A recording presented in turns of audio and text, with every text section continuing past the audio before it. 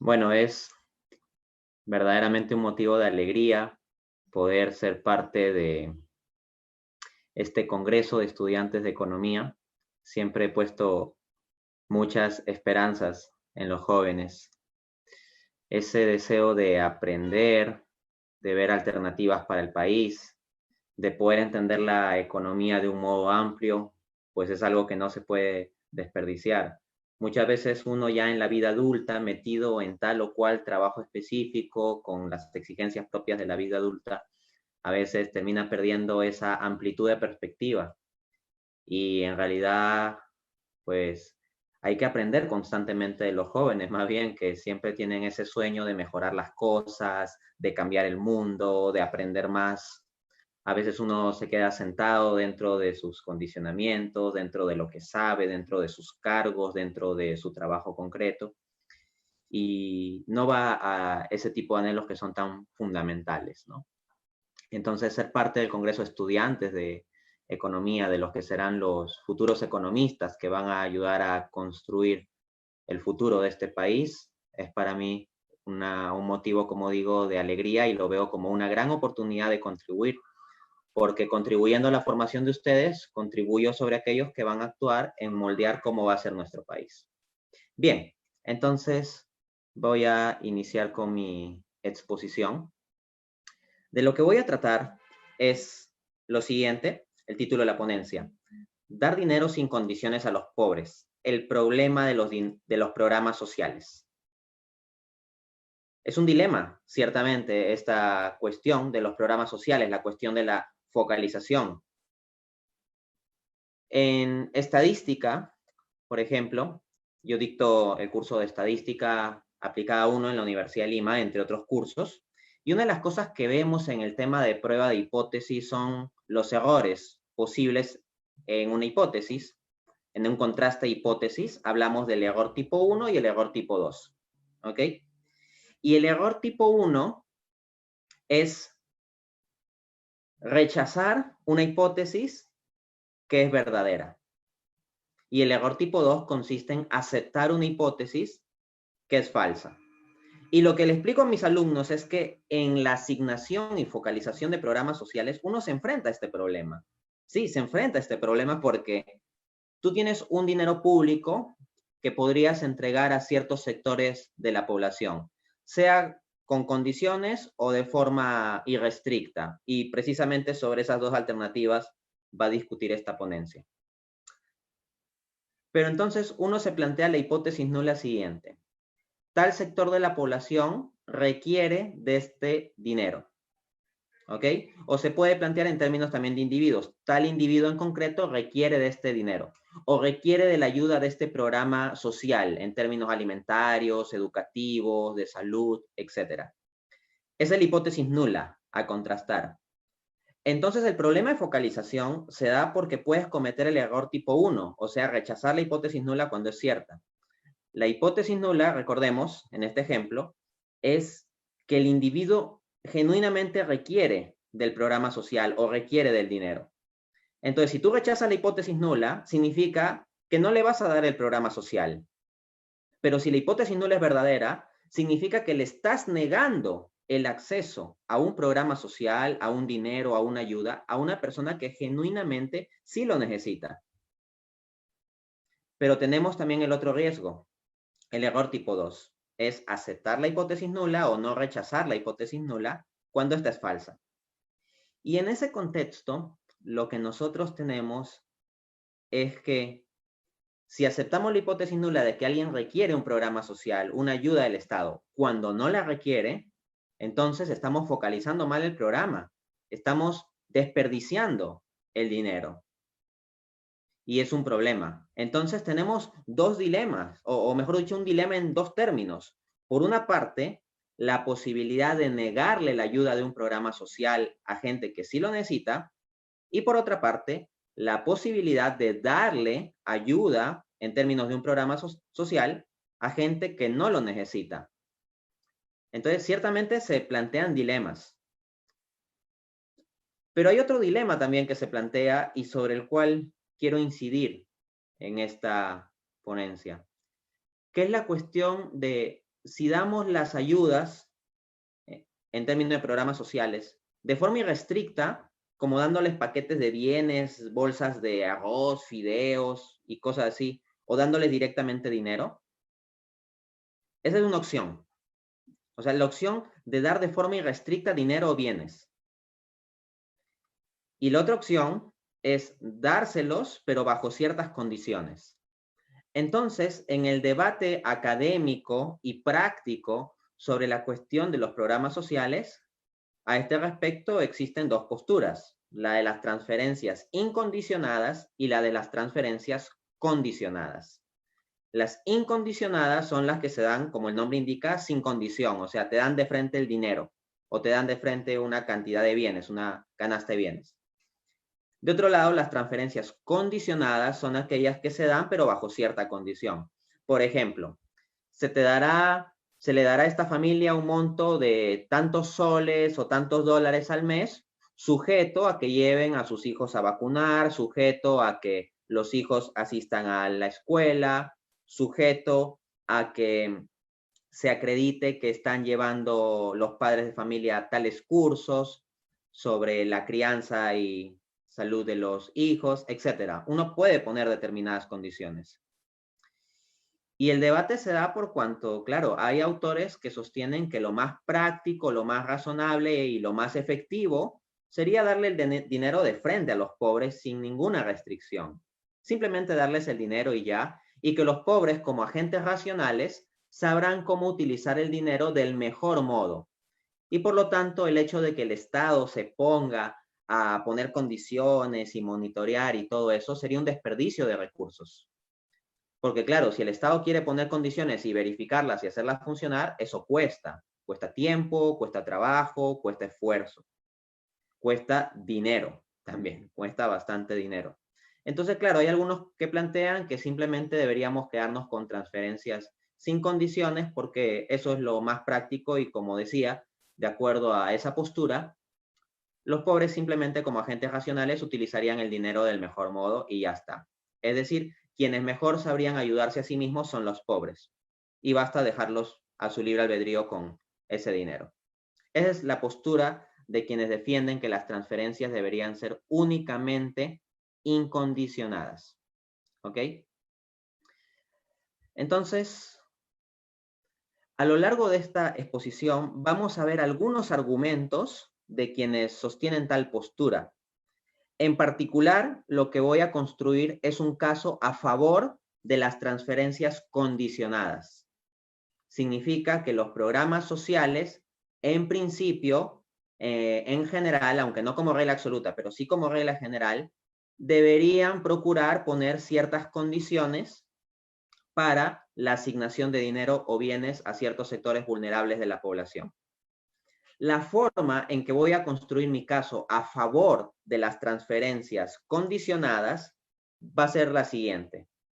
En términos de refutación, tenemos que vamos a revisar un conjunto de argumentos a favor de la postura contraria, o sea, la postura de las transferencias incondicionadas, de que simplemente basta dar el dinero y ya está, que no hay que poner condiciones.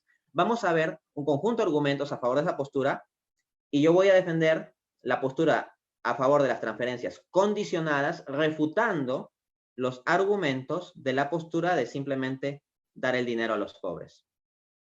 Aquí he utilizado un terminito que es simplemente dar el dinero a los pobres. De hecho, ese es el título del libro de los autores que nos va a servir como referencia para hacer la crítica, a quienes le vamos a hacer la crítica, que en concreto son Hamblom, Barrientos y Hume, que en el año 2010 publican un libro titulado Just Give the Money to the Poor, que se traduciría como simplemente dale el dinero a los pobres.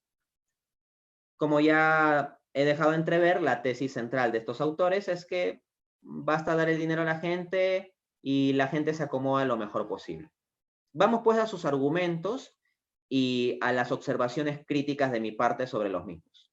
Alegación 1. Abro cita del libro de estos autores. Es mejor dar el dinero a la gente pobre directamente, de modo que puedan encontrar formas efectivas de escapar de la pobreza. No se trata de falta de conocimiento. Ellos saben lo que necesitan y gestionan su dinero extremadamente bien. A ver, para comentar un poco este argumento. La premisa de fondo, en cierto modo, es la idea de la gente racional. Ustedes, estudiantes de economía del Perú, han llevado sus cursos de microeconomía, por ejemplo. Y la primera lección que se les enseña es la teoría del consumidor. Los individuos tienen una dotación de ingreso que van a distribuir entre una canasta de bienes que estaría compuesta por distintas combinaciones que ellos eligen de modo óptimo. ¿Y cómo se hace eso? Bueno, hay una restricción presupuestaria que es la cantidad de dinero con la que cuentan. Luego hay una curva de utilidad que refleja el nivel de bienestar y la optimización del consumidor se da en aquel punto en que la recta presupuestaria corta de modo tangencial a la curva de utilidad. Y es en ese momento en que se alcanza la máxima utilidad posible con el dinero disponible. Entonces, si ese esquema es cierto, el simplemente dar dinero a los pobres, ¿qué lograría? Que se expanda la recta presupuestaria, que se expanda la restricción presupuestaria. ¿Ok? Y si eso es así, entonces los pobres podrán acceder a un nivel de utilidad más alto. Pero no solo eso, sino lo harían en grado óptimo. Accederían a un nivel de utilidad más alto y elegirían el óptimo de entre todas las curvas de utilidad posibles con ese ingreso más alto que tendrían. Entonces, lo que se está presuponiendo en cierto modo en este tipo de alegación es la lógica neoclásica de los agentes racionales. Sin embargo, existe importante investigación académica en economía que ha cuestionado que los agentes seamos racionales. Ojo, esto no se trata de un argumento de desprecio hacia los pobres. Es lo último que quisiera hacer. De hecho, si voy a argumentar en el sentido de las transferencias condicionadas, es porque veo a los pobres como personas que pueden genuinamente tomar responsabilidades y compromisos. Cuando estoy argumentando que se ha de cuestionar la racionalidad a este respecto, no digo meramente la racionalidad en el sentido neoclásico del término de los pobres, no, sino de los agentes económicos en general. Los más grandes inversionistas que cuentan con tanta información y son muy ricos, tienen sesgos cognitivos. Los sesgos cognitivos son parte de nuestra realidad humana. En consecuencia, no se debe perder de vista que los pobres son seres humanos y como seres humanos están sujetos también a sesgos cognitivos. Y si podemos construir con base en los aportes de la economía conductual, la economía experimental o la neuroeconomía, argumentos para poner en cuestión la idea de racionalidad perfecta de los agentes económicos, entonces al aplicar esto a los pobres, ¿qué implica? Que el simplemente darles dinero sin más no necesariamente llevará a que lo usen de modo óptimo, porque están sujetos a egos cognitivos como la mayor parte de nosotros los seres humanos, o diría como todos nosotros los seres humanos. Vamos más específicamente a abundar sobre la respuesta a esta alegación, entonces. A ver, mi primera respuesta a la alegación 1. Los seres humanos nos vemos sistemáticamente afectados por sesgos cognitivos, de modo que no procesamos correctamente toda la información y requeriríamos un nudge, Tallery Sustain 2008, para ir hacia lo beneficioso para nosotros. ¿Cómo es esto de un nudge? Nudge es el título del libro de Thaler y Sustain. De hecho, Richard Thaler fue galardonado con el Premio Nobel de Economía en 2017 por sus investigaciones a este respecto. Lo que dice este autor básicamente es que los individuos tenemos ciertos sesgos cognitivos que no nos permiten procesar bien de toda la información para tomar decisiones óptimas. Incluso podemos tener toda la información disponible y aún así, por hábito, por descuido o lo que sea, terminamos tomando decisiones subóptimas. Por lo tanto, ellos plantean que el Estado debería dar un cierto empujoncito a los agentes económicos para que puedan actuar del modo más correcto. ¿Ok? Este empujoncito no debe entenderse como un sistema totalitario en que el Estado controle las elecciones de la gente y les ponga miles de restricciones. No. De hecho, el esquema de Thaler y Sustain se ha bautizado como paternalismo libertario. Esto es bien curioso, ¿no? Porque paternalismo es que el Estado, papá, se tiene que encargar, pero libertario suena como que el Estado no debe meterse. Entonces, ¿cómo es este término raro de paternalismo libertario? Suena como decir círculo cuadrado. Bueno, paternalismo libertario en la visión de estos autores se refiere a que el Estado ponga ciertas condiciones base y después deja a los individuos actuar libremente. Pero el Estado debe aplicar el conocimiento de la economía conductual. O sea, el Estado debe conocer la psicología de los individuos y qué sesgos cognitivos tienen. Y conociendo eso, el Estado debe implementar políticas que aprovechen esos sesgos cognitivos de los individuos. Miren, aprovecho para hacer un comentario sobre lo de la pandemia, que precisamente si estoy discutiendo el tema de programas sociales, es también porque en el contexto presente de coronavirus se ha planteado la cuestión de asignar dinero a la gente, ¿no? De asignar ayudas del gobierno a gente que está en situación de vulnerabilidad económica porque pierden sus trabajos o han tenido distintas complicaciones por causa de la pandemia. Y ciertamente se plantea el dilema, o sea, ¿basta darles el dinero de modo irrestricto o sería bueno ponerles algunas condiciones?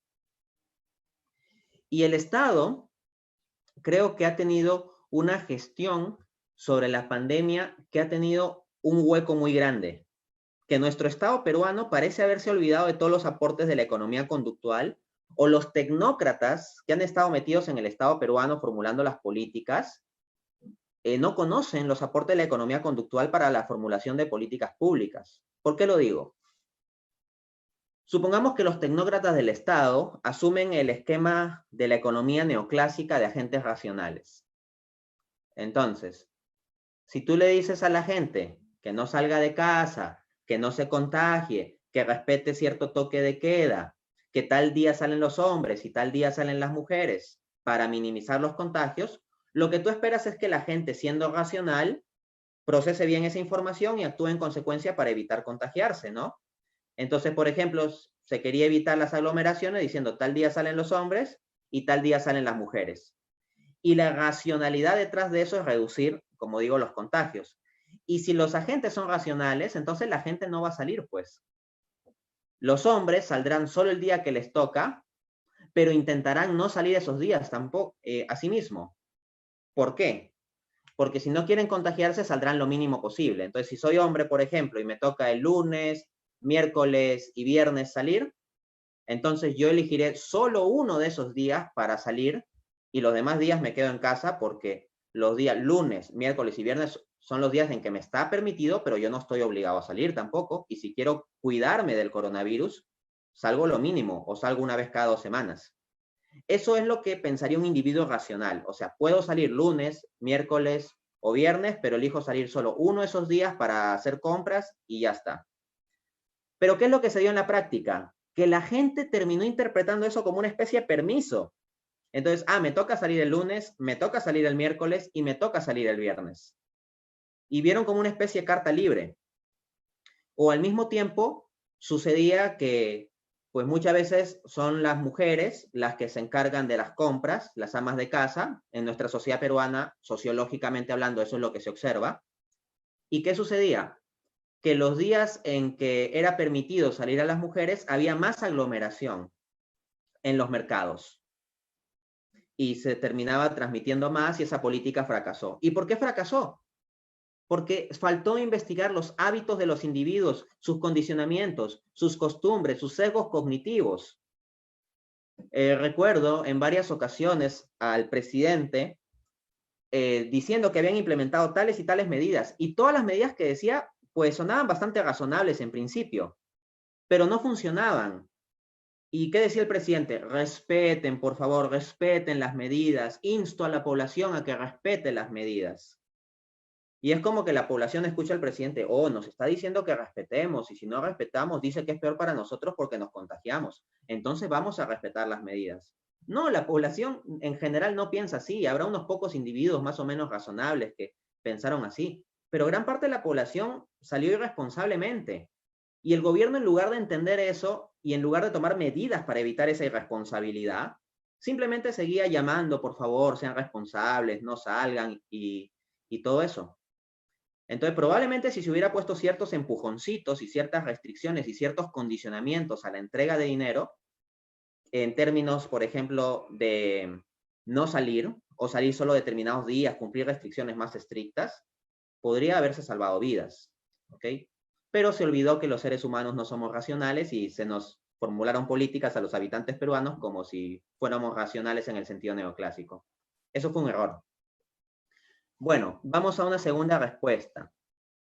Factores como información imperfecta, miopía temporal, altruismo incompleto pueden generar que la asignación de recursos que realizan las familias pobres, especialmente referido a la inversión en capital humano, esté por debajo de su óptimo privado y también del óptimo social. A ver, traduzco un poco la idea. Por ejemplo, ¿qué es esto de altruismo incompleto? Altruismo incompleto es cuando tú te preocupas por el bienestar de otros, pero hay cosas que pierdes de perspectiva. Por ejemplo,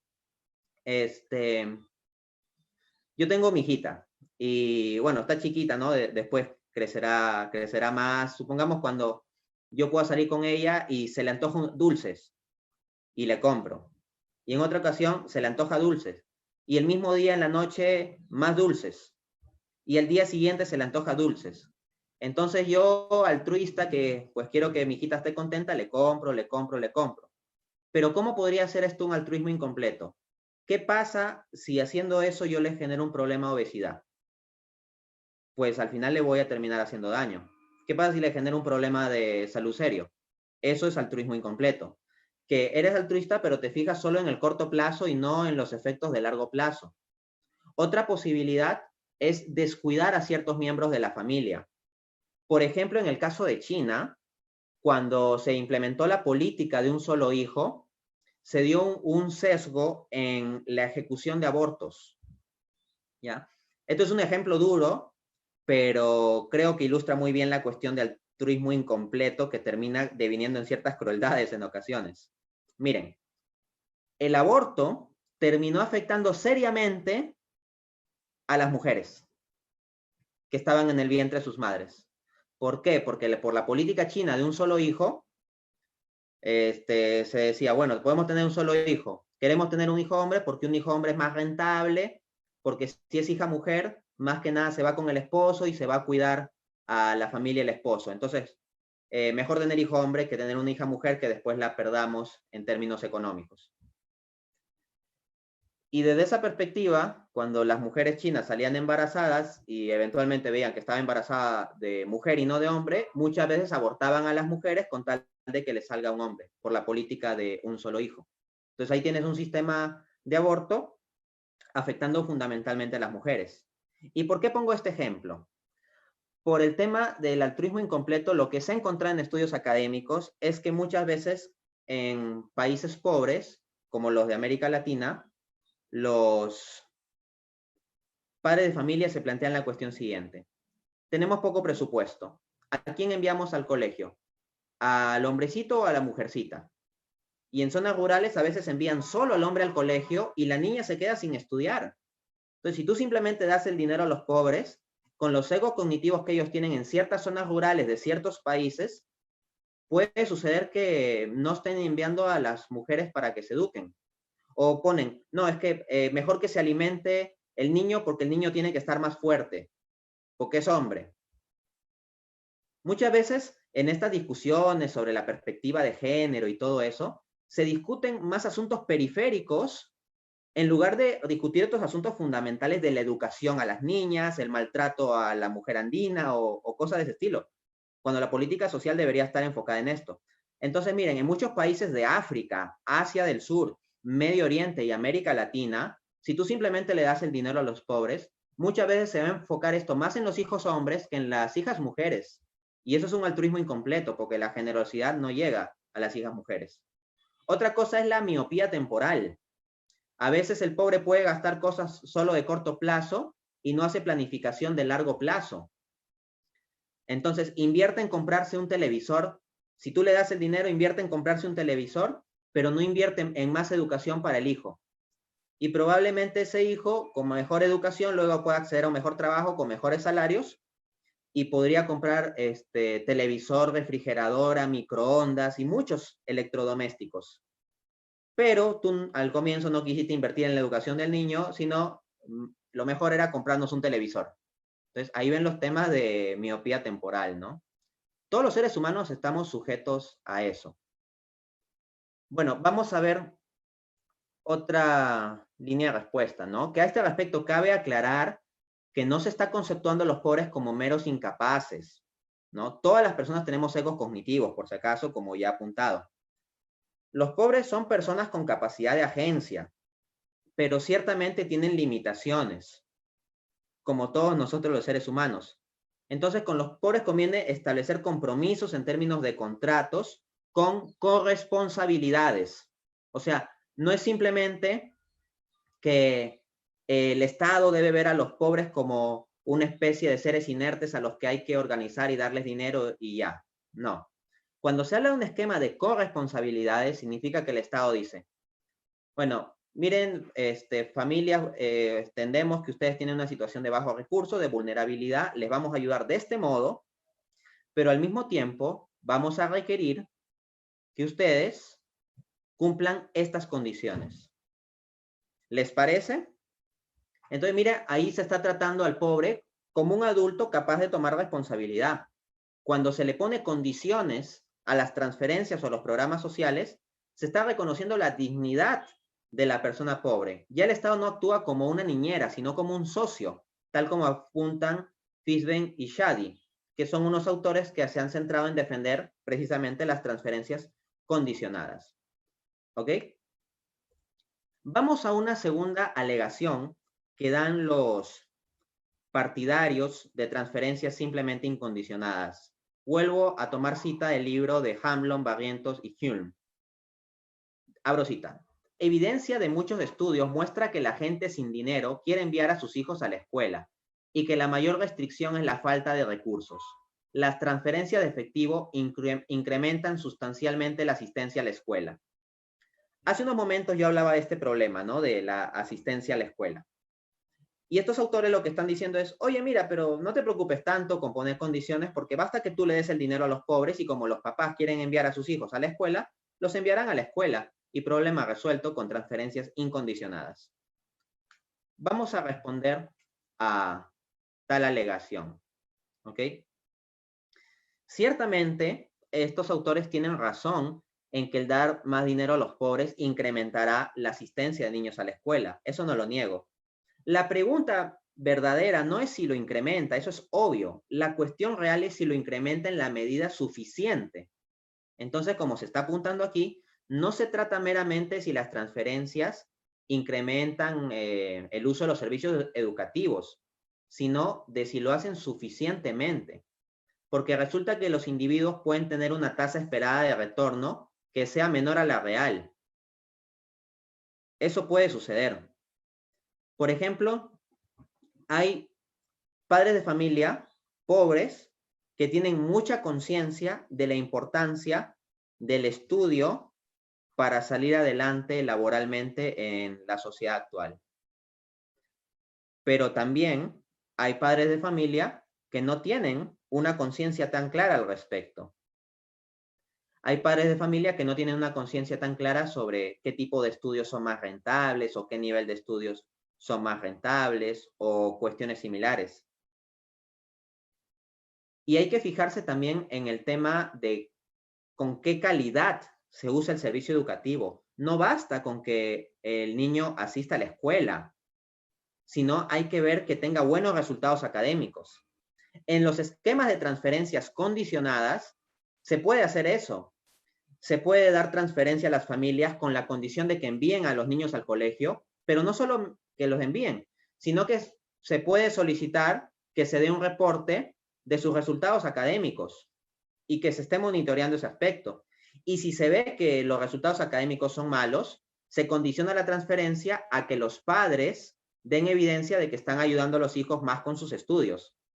Entonces, eso genera un mejor uso del recurso educativo. Porque pensemos bien, en nuestro país, por ejemplo, en Perú, el solo hecho de enviar a alguien al colegio, es más, el solo hecho de enviar a un joven a la universidad no garantiza necesariamente que va a tener una mejor educación. En nuestro país hemos venido en los últimos años con muchas universidades que se llaman chicha, ¿no? O sea, universidades que no tienen genuinamente una calidad educativa, que son simplemente negocios, que tienen campus, entre comillas, construidos en el segundo piso de un restaurante y cosas así. Hay esos extremos en nuestro país, o los ha habido, al menos. Entonces, ¿de qué te sirve que tus padres vayan a gastar y incrementen la tasa de matrícula educativa en una universidad si a la hora de la hora esa universidad baja calidad no te va a dar chances para competir en el mercado laboral y vas a terminar desempleado o subempleado, es decir, empleado muy por debajo de tus condiciones? Entonces, el focalizar en qué instituciones educativas se podría matricular, el hacer seguimiento a los resultados académicos de los niños y los jóvenes es algo importante. No basta simplemente dar el dinero a los pobres y ya, como si los pobres tuvieran todo el conocimiento de la cuestión educativa y laboral para tomar las mejores decisiones. No cuentan con toda la información.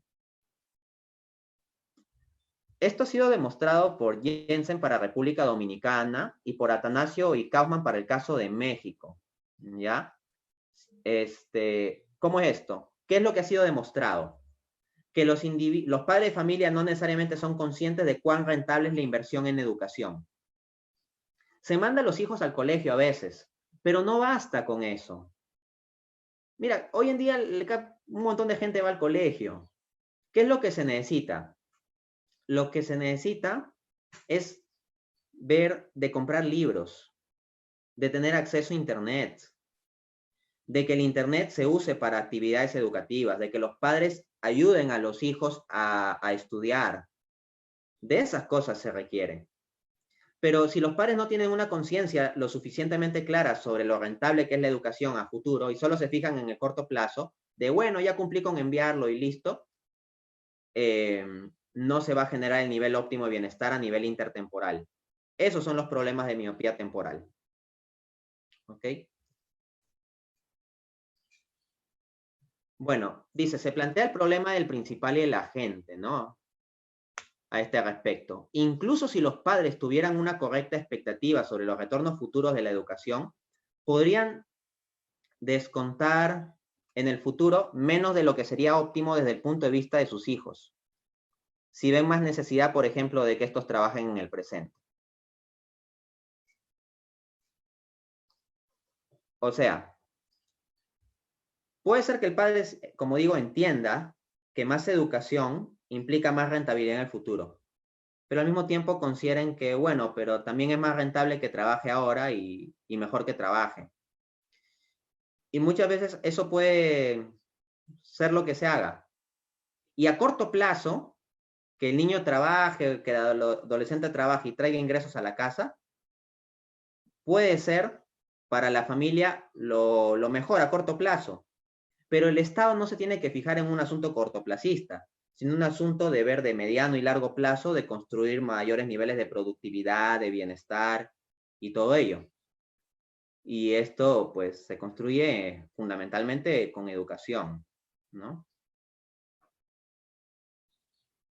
Al mismo tiempo, como decía, hay sesgos. Se encuentra que en ciertas zonas rurales y en países donde hay discriminación a la mujer de forma seria en el campo económico y laboral, como África o Medio Oriente, los padres invierten menos en la educación de las hijas, porque la ven menos rentable. Como es menos rentable la mujer en el futuro, por la razón que ya expliqué, mi respuesta al argumento anterior, entonces invertimos menos. Y eso genera inequidades. Muchas veces cuando se discute sobre el feminismo, se está centrado en cuestiones más periféricas de la mujer de primer mundo en la ciudad, de Europa y de naciones de Occidente. Cuando lo más urgente, si el feminismo tiene que ocuparse algo de lo más urgente que hay que ocuparse ahorita, es de que hay niñas en Medio Oriente que no acceden a educación, niñas en África que no acceden a educación, mujeres en África, Medio Oriente y el sur de Asia que no tienen acceso al mercado laboral o que sufren maltrato físico. En Latinoamérica también se da esto en cierta medida. Esos son los problemas más urgentes que hay que atender respecto a las mujeres.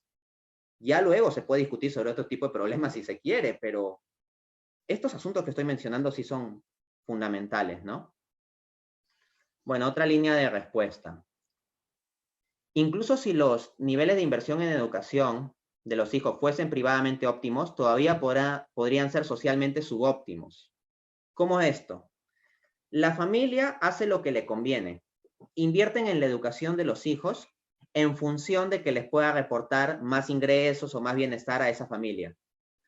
Pero si se dan cuenta, la educación es un bien que tiene externalidades positivas. Porque miren, una familia más educada simplemente genera bienestar para esa familia. No, una familia más educada implica una familia que toma mejores decisiones políticas. Y al tomar mejores decisiones políticas, por ejemplo, al momento de votar, ayuda al bienestar general de la población. En la medida en que la población es más educada, toma mejores decisiones políticas y eso hace que los países funcionen mejor. Al mismo tiempo, personas más educadas suelen estar menos asociadas a la delincuencia, ¿no? O sea, si uno, normalmente las personas que completan estudios universitarios no suelen dedicarse a la delincuencia, ¿ok? Entonces, hay un conjunto de efectos positivos para la sociedad, no meramente para la familia, sino para la sociedad en conjunto de que las familias se eduquen más.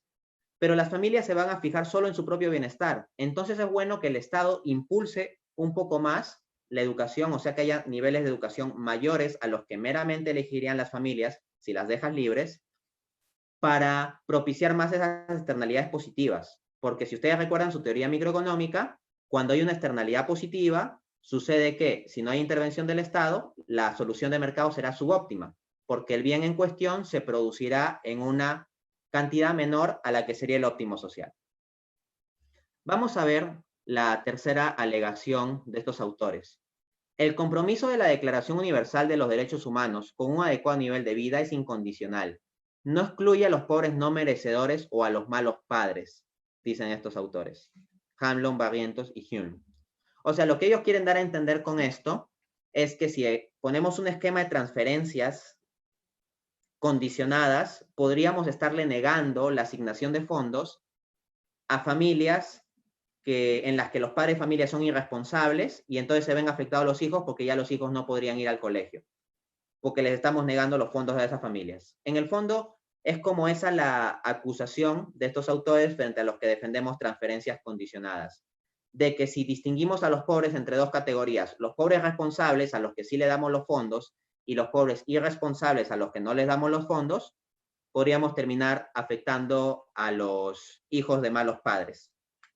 ¿Cómo responder a esto? Bueno, en primer lugar, es sumamente curioso que estos autores resalten eso, porque ellos mismos en su mismo libro de 2010, en la página 125, dicen lo siguiente. Ellos cuentan el caso de una mujer que en cierto momento le faltaba el dinero y no podía enviar a sus hijos al colegio.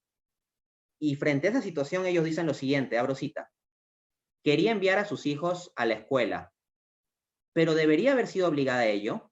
¿Es correcto imponer sobre la gente pobre incluso una condición razonable que no es impuesta a otros?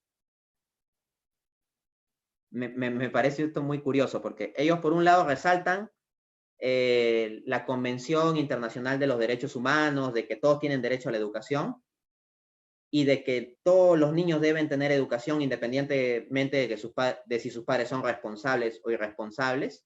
Pero después, comentando el caso de esta señora, dice, sí, ella quería enviar a sus hijos al colegio, pero ¿debería ser obligada a ello? La respuesta es sí, sí debería ser obligada a ello, por los derechos preferentes de los niños y adolescentes. Frente a cualquier dificultad que podamos tener los adultos, los niños y adolescentes tienen prioridad. Entonces, sí es obligación, debe ser obligación precisamente por ser un derecho universal, el de la educación, el que los padres envíen a los hijos a la escuela, no dejarlo en un tema de libre albedrío de los padres o libertad. Sí, el Estado debe tener la potestad de obligar a los padres a enviar a los hijos a la escuela. No digo de condicionarles toda su educación, pero sí del hecho de que todos deben acceder a educación. Y uno dirá, Dante, pero ¿Qué pasa con aquellos padres que no tienen recursos para el efecto? Bueno, precisamente estoy hablando de transferencias condicionadas. Entonces, el Estado tendrá que dar las ayudas económicas necesarias a personas como esta madre que no tiene dinero suficiente, pero sí obligar a que envíen a los hijos a la escuela. Esto no puede dejarse como un asunto de elección, es un derecho. Y un derecho es exigible. Y si el niño no lo exige porque no lo entiende, lo tiene que exigir el Estado por el niño. ¿Ok? Y si el padre no tiene la capacidad de enviar al niño a la educación por asuntos económicos, el Estado, en su labor tutelar, debe buscar cubrir ese problema. ¿Ya? Entonces, es importante recordar eso, ¿no? Al mismo tiempo, como que estos autores critican el que los defensores de las transferencias condicionadas distingamos entre pobres merecedores y no merecedores. Bueno, lo que debo decir a este respecto es que hay que entender que los recursos del Estado no son infinitos. El Estado tiene una cantidad limitada de recursos, de dinero. Por lo tanto, como el Estado tiene una cantidad limitada de recursos, es legítimo que el Estado los dirija a aquella población que mejor los va a usar, que mejor los va a aprovechar. Entonces, claro, si hay infinito dinero, dale dinero a todos, pero como el dinero es limitado, pues una proporción de dinero limitada habrá que asignarlo principalmente a las familias pobres que estén dispuestas a asumir compromisos que les permitan incrementar los niveles de educación y salud de los miembros. ¿Ok? Entonces, bajo estas condiciones sí tiene sentido el hacer la distinción entre tipos de pobres, porque el dinero no es infinito. Vamos a ver rápidamente el argumento 4. Dicen estos autores, abro cita, satisfacer las condiciones de una subvención puede producir un rango de distorsiones. En el Programa Nacional de Becas Estudiantiles, algunos profesores relajaron los estándares para que las familias pobres no pierdan sus subvenciones. Estudios han mostrado interferencia política y corrupción en programas en Argentina, Nicaragua e India. Lo que quieren dar a entender estos autores es que si nosotros ponemos transferencias condicionadas, como por ejemplo que tengan buenos resultados académicos los niños que están yendo al colegio, eso podría llevar a distorsiones como ese que se está mencionando, que los profesores, con tal de que los niños no pierdan las becas, bajen los estándares académicos. ¿Qué se puede decir respecto a esto? Bueno, lo primero que hay que decir es que ese problema que ellos señalan también es un problema para los que defienden las transferencias incondicionadas. Porque ellos hablan de la corrupción, por ejemplo, que puede haber corrupción en la asignación de las becas y corrupción de los profesores implicados y todo eso, y distorsiones. Pero resulta que también puede haber distorsiones en las transferencias incondicionadas. Porque si las transferencias incondicionadas consisten simplemente en dar dinero a los pobres, ¿quién no se da cuenta en un país como el nuestro, en Perú, que muchas veces va a suceder que los políticos van a focalizar mal esos fondos y lo van a hacer de modo corrupto? Entonces, el problema de que pueda ocurrir corrupción no es un problema solo de las transferencias condicionadas, también lo es de las incondicionadas. De hecho, Hamblin, Barrientos y Hume, en cierto modo, admiten esta idea cuando apuntan lo siguiente. Las transferencias de efectivo, ¿no?, deben ser transparentes y seguras. O sea, son óptimas cuando son transparentes y seguras. Si ellos apuntan que las transferencias deben ser transparentes y seguras, es porque entienden que hay la posibilidad de que pueda haber corrupción también en la focalización de las transferencias. Lo que hay que hacer es combatir la distorsión política, combatir la interferencia política, combatir la corrupción. No eliminar los programas de transferencias condicionadas. No hay que tirar al bebé, es decir, los programas de transferencias condicionadas junto con el agua sucia. Lo que se hace es simplemente tirar el agua sucia. Bueno, otra línea de respuesta es que el aplicar ciertas condiciones sí tiene unas ventajas que no presentan las transferencias incondicionadas. ¿Ok?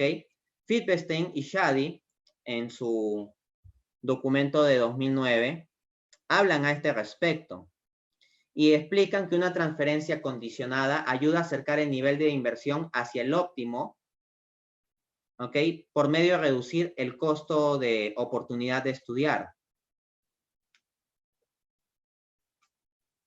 Ahora bien, hay que entender que las transferencias condicionadas no necesariamente implica que tú le quites los fondos a un niño apenas obtenga un mal resultado académico. Es como que Barrientos, Hume, estos autores, estén implicando como que nosotros los defensores de las transferencias condicionadas decimos, bueno, si no cumple la condición ya quítale el dinero. No, puede establecerse un sistema en dos partes. Una base de dinero que se da a todos los niños, de una población vulnerable, por ejemplo, o a todas las familias que estén focalizadas como necesitando de ese dinero, ¿ok? Una base. Y luego podría establecerse un sistema de bonos para aquellos que obtengan mejores resultados académicos. Y se fiscalizaría que los profesores no relajen los estándares académicos y de cuando en cuando podrían haber auditorías externas sobre los colegios para ver si las cosas se están haciendo de modo transparente. Entonces, ¿qué pasa si un niño no tiene buen resultado académico? Nada, porque igual tiene su monto base de la subvención, pero no accede al bono. El punto es que si se dan bonos especiales a los que obtienen mejores resultados académicos y se fiscaliza que los profesores no relajen los estándares ni entren en cosas de corrupción, ¿qué va a generar eso? Que los padres de familia, con tal de obtener esos bonos, van a apoyar más la educación de sus hijos, van a ver de comprar libros, van a ver de hacer las tareas con ellos y les van a poner mejores condiciones. Y eso va a generar una mejora para ellos en el presente y en el futuro. Veamos la última alegación. Dicen Hamlon, Barrientos y Hume. Las condiciones incrementan de modo sustancial la carga administrativa en los trabajadores públicos, proveedores de servicios, padres y receptores de subvenciones. Profesores y trabajadores de la salud tienen que llenar formatos especiales de asistencia y otros administrativos tienen que verificar el cumplimiento. Resumiendo, acá la alegación de ellos es que las transferencias condicionadas implican mucha burocracia, entonces mejor que no las condicionemos para que no haya burocracia. ¿Qué podemos decir a este respecto? Bueno, miren, en primer lugar señalar que también las transferencias incondicionadas de simplemente dar dinero a los pobres tienen problemas de burocracia e ineficiencias. Así, por ejemplo, Fishbein y Shady apuntan lo siguiente. En México, Oportunidades fue establecido para reemplazar subsidios de consumo que estaban mal focalizados y tenían un impacto limitado en la población. ¿Qué es Oportunidades? Oportunidades es un programa social de México de transferencia condicionada. Se le pone ciertas condiciones a las familias. ¿Y por qué en México tuvieron que implementar ese programa? Porque el programa anterior, que era simplemente darle dinero a los pobres, como plantean los autores que estamos criticando, no funcionó bien, estaba mal focalizado y tenía un impacto pequeño. No terminaba mejorando sustancialmente la calidad de vida de los pobres. Entonces, la posibilidad de ineficiencia en los resultados se puede dar también en los programas de transferencias incondicionadas. Por lo tanto, puede ser razonable pagar el costo de tener cierta burocracia adicional con tal de obtener un mayor impacto por medio de transferencias condicionadas. ¿Ok? Ahora, es cierto que las transferencias condicionadas implican un esfuerzo, pero hay que entender que los beneficios son grandes porque el suficiente aumento en la escolaridad reduce bastante el crimen. Y esa reducción del crimen hace que el bienestar aumente en general y también que el Estado tenga que gastar menos en seguridad. Ayuda a una mejor performance académica y reduce el trabajo infantil. Entonces, si se reduce el trabajo infantil con transferencias condicionadas, pues ya el Estado está matando varios pájaros de un tiro. Porque al condicionar que los padres envíen a los hijos al colegio, por ejemplo, que cumplan ciertos estándares académicos, se reduce el crimen, se tiene ciudadanos mejores educados y se tiene menos trabajo infantil. Vale la pena un poco más de burocracia con tal de lograr esas cosas para nuestros niños y adolescentes. Pero no hay que fomentar la burocracia innecesaria tampoco, hay que ir hacia la simplificación administrativa. Así que el esfuerzo no es tanto eliminar la burocracia, sino simplificarla, hacerla eficiente y más transparente. Claro que explicar cómo se haría eso ya requiere una conferencia entera también y es otro problema serio, ¿no? Que hay que abordar. Pero en todo caso, hay evidencia de que ha habido impactos importantes en términos de lograr estos fines de menor criminalidad, mejor desempeño académico, menor trabajo infantil. Y eso no puede perderse vista, ¿no? Finalmente, una aclaración. Con eso termino. ¿Son las transferencias condicionadas una panacea? En esta conferencia yo he estado defendiendo las transferencias condicionadas.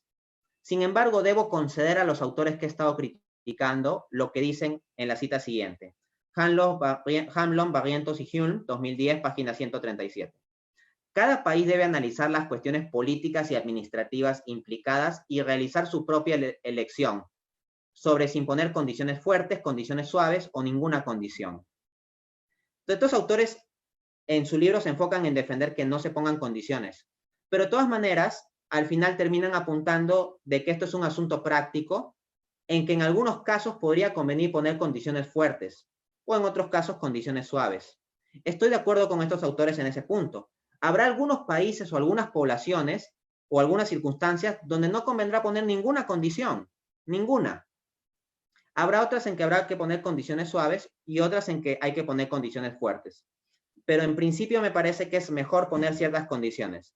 El discutir qué tan suaves o qué tan fuertes ya es un tema de eso, de discusión. Pero también estoy abierto a que habrá algunos casos, porque hay que ser pragmático, en que lo más práctico será no poner ninguna condición y también será lo más efectivo. Pero quería dejarles con estas reflexiones para que ustedes, que contribuirán a la formulación de programas sociales en el futuro, al menos varios de ustedes, tengan en cuenta todas estas consideraciones. Muchas gracias.